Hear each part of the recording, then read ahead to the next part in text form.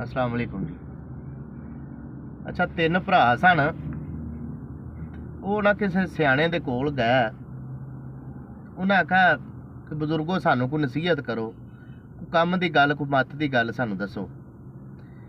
उन्हें आख्या यार मत की गल्लां ते बड़ियां ने, ते तुसीं हुण इंज करो, मेरी गल याद रखिया जे भी जनानी नूं जदों मारना ना वो बन के मारना।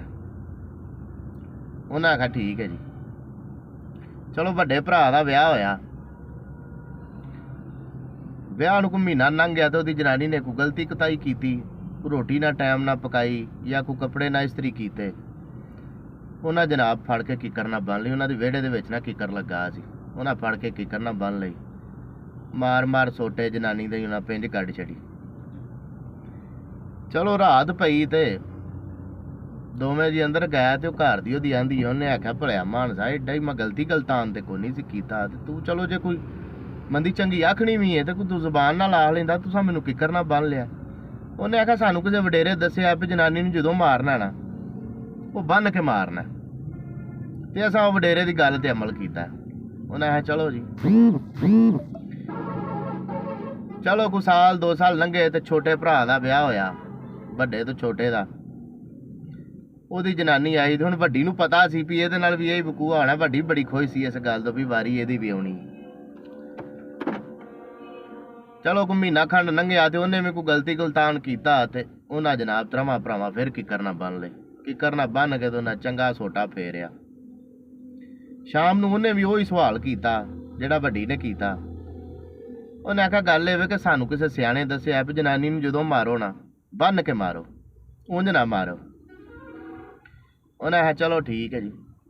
तीसरे भरा का विआह होया ते वो जो तीसरी आई ना घर उन्हां दी जनानी, हुण वड्डियां दोवां नूं इस गल का पता सी भी हुण इहदी भी वारी आउणी है, तो वो आपस हसदियां हन, गुड़कदियां हन। उन्हें आख्या उहनूं पता लग गया, वो बड़ी तेज सी। उन्हें आख्या भी बाजी गल की है, तुसीं बड़ियां खुश हो दोवें। उन्हें आख्या नहीं नहीं कोई गल नहीं, तैनूं लग जाएगा पता। उन्हें आख्या चल भैणां हो मेरियां वड्डियां हो, दसो तो सही मैनूं, तो तुहानूं पता फिर जनानियां कोल गल ते भचदी नहीं ना। उन्हें आख्या भी इन्हां नूं किसी सियाणे दस्सिया भी जनानी नूं जदों मारो ना बन के मारो, ते असीं तो दोवें भुगत बैठियां ते हुण तेरी वारी है ते अल्लाह दा हुकम। उन्हें आख्या चलो वक्त आया तो वेखांगे मैं। चलो ਉਹਦੇ ਕੋਲ कोई गलती गुलतान होया ते उन्हें जनाब ਉਹਨੂੰ भी किकर ना बन लिया। किकर ना जिसले बन लिया तो उन्हें आख्या की करन लगे हो। उन्हें आख्या सानू किसी सियाणे दस्सिया भी जनानी नूं जदों मारना बन के मारना। उन्हें कहा सियाणे ये गल नहीं सी कीती, सियाणे ये गल आखी सी भी जनानी जदों नवीं नवीं होए ना बज्झी नहीं हुंदी, ते जदों ਉਹਦੇ कोई 2-3 बाल हो जांदे ने ना उदों ਵੱਜ ਜਾਂਦੀ ਏ, ਤੇ ਉਦੋਂ ਉਹਨੂੰ ਕੋਈ ਮੰਦੀ ਚੰਗੀ ਕਰ ਵੀ ਲਈਏ ਨਾ ਤੋਏ ਲਾਣਾ ਤੇ ਉਹ ਕੁਝ ਨਹੀਂ ਆਂਦੀ।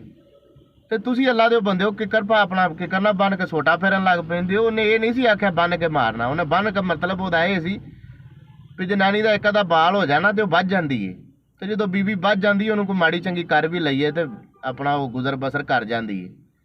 ਉਹਨਾਂ ਆਖਿਆ ਮਰ ਗਿਆ ਉਹ ਸਿਆਣੇ, ਤੇ ਸਾਨੂੰ ਹੋਰ ਗੱਲ ਕੀਤੀ ਹਾਂ ਤੇ ਮਾਰ ਮਾਰ ਜਨਾਨੀਆਂ ਦੀ ਪਿੰਜ ਕੱਢ ਚੜੀਏ ਸੋਟੇ ਮਾਰ ਮਾਰ ਕੇ।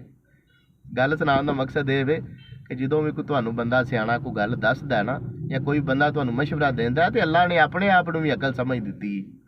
ਆਪਣੇ ਦਿਮਾਗ ਤੋਂ ਵੀ ਸੋਚਿਆ ਕਰੋ ਕਿ ਜਿਹੜੀ ਗੱਲ ਉਹਨੇ ਕੀਤੀ ਇਹਦੇ 'ਚ ਨਫਾ ਹੈ ਕਿ ਨੁਕਸਾਨ ਹੈ। ਗੱਲ ਉਹਨੇ ਕੀ ਕੀਤੀ ਹੈ, ਜਦੋਂ ਗੱਲ ਦੀ ਸਮਝ ਆਏ ਨਾ ਇੰਪਲੀਮੈਂਟ ਉਦੋਂ ਕਰਨਾ ਚਾਹੀਦਾ।